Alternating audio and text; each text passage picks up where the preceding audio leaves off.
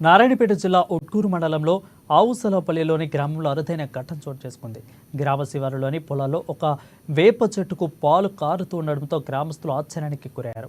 మేకలు మేపడానికి పొలం దగ్గరికి వెళ్లిన బాలుడు వేప చెట్టుకి తెల్లగా దారవలే కారుతూ ఉండడాన్ని గమనించి ఇంటికి వచ్చి వాళ్ళ తల్లిదండ్రులకు చెప్పడంతో వాళ్ళు వెళ్లి చూసి ఆశ్చర్యపోయారు.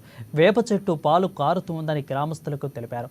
ఇక గతంలోనే వీరబ్రహ్మం చెప్పినట్టుగా వేప చెట్టుకు పాలు వస్తున్నాయని తాము కథలలో విన్నామని గ్రామ పెద్దలు మనుషులు అంటున్నారు.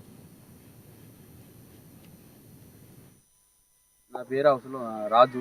అవసలంపల్లి మా గ్రామము, ఉట్కూరు మండలం, జిల్లా నారాయణపేట.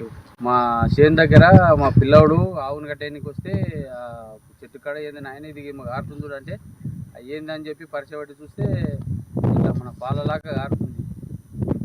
వేప చెట్టు గారు చెప్పినట్లా ఆరుతుందని చెప్పి నలుగురికి పెద్ద మనుషులు చెప్తే